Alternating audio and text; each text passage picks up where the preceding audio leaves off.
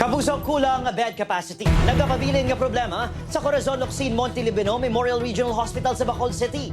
Pila ka mga pasyente kag mga bantay. Nabudlayan man bangod kulang sa pinansyal nga aspeto. Yaring nagaratsada nga balita. Nagaisahanon nga Tertiary Government Apex Hospital sa Negros Island Region ang Corazon Locsin Montilibenó Memorial Regional Hospital sa Bacolod City.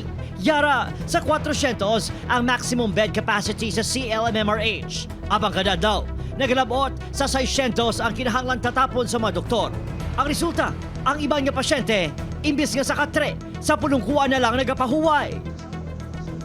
Halin pa sa nabuking nga bahin sang Moises Padilla si Roselyn, 43 anyos. Sang Marso, napatay ang iya ginabuso nga lapsag. Magluwas sa sakit nga nabatsagan, bangod na patyan. Ginaantos pagit sini ang iya mayoma. Sakit-sakit akong daanan, di ko tarong kay gusto ko may funtani. Sakit-sakit akong gahigda ko, di ko katarong higda kay sakit-sakit gid. Sa emergency department, yara lang sa 60 ang bed capacity sunod sa ilang focal person. Apang bangod sa emergency cases, nagaginutok ang lugar. Spacious sa because of the different furnishings. But currently, as you can see, we are on surge actually, more or less around 100 to 120 patients. Agud madumala ang pagbaton sa mga pasyente, ginabasihan ng kategorya sa emergency cases. Category 1 or 2 natin, sir, amo na siya nato ng mga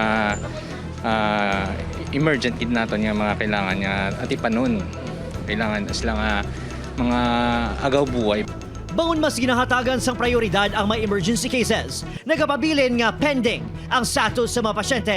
Naka-admit na kami isang 17 pero ginpagwa kami ng kuan. Pagwa kami sang 22.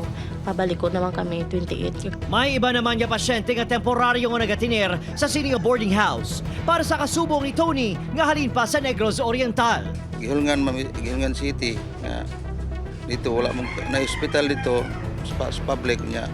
Wala mo mga kayong mga equipment dito. Wala na sang iban nga makatuan ng mga pasyente kag ila mga bantay. Bangod, ginpasaruduhan na ang halfway home.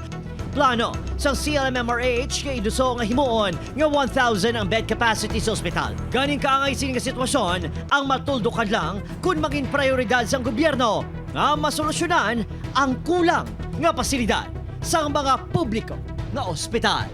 Opetiril Castillo, Adrian Pretos ang naga. Rat Sada!